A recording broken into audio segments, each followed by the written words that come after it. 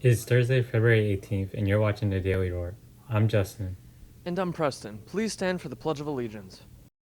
I pledge allegiance to the flag of the United States of America and to the republic for which it stands, one nation, under God, indivisible, with liberty and justice for all.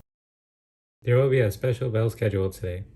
It will be accommodating the mental health and emotional courses.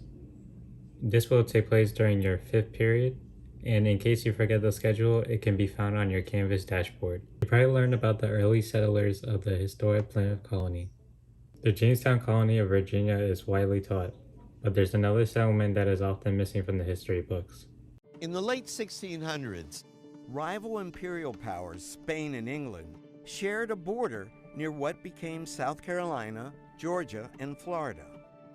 Any slave who escaped to Florida from the British colonies was granted their freedom. For the enslaved, Spanish Florida became the first promised land.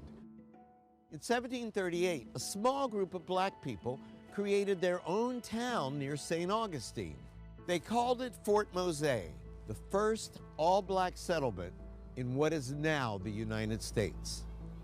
Enslaved folk in South Carolina realize that if they reach Florida, that is not controlled by the English, perhaps they can seek refuge.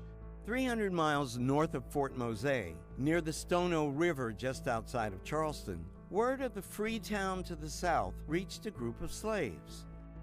This inspired one of the largest slave revolts in the history of the British colonies. One morning in 1739, a group of about 20 black men set out before dawn. As they traveled, they set fire to plantations. Nearly 100 slaves joined them for the journey. When word of the fugitives' rebellion spread, local militiamen were mobilized, and a brutal battle ensued. Many were killed in the clash, and black rebels who were later captured were tried and beheaded in an effort to instill fear. To discourage future rebellions, harsh new slave laws were imposed, including forbidding teaching slaves to read. Within a year, British colonial forces seized Florida from Spain, and Fort Mose was destroyed.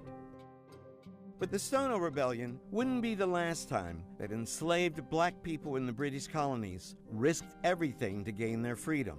The drive among black people to end their enslavement would never die.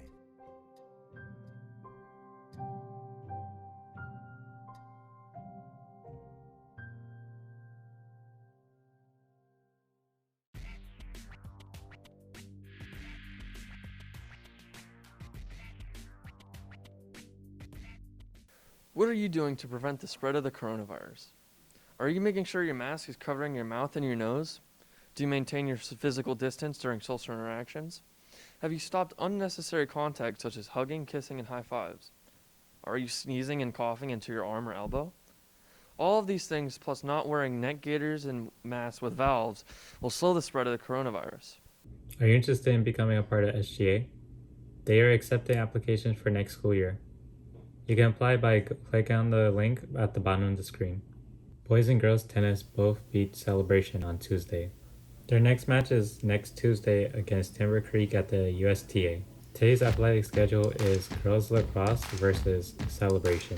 Boys varsity lacrosse will face against Olympia, and JV baseball will travel to Trinity Prep.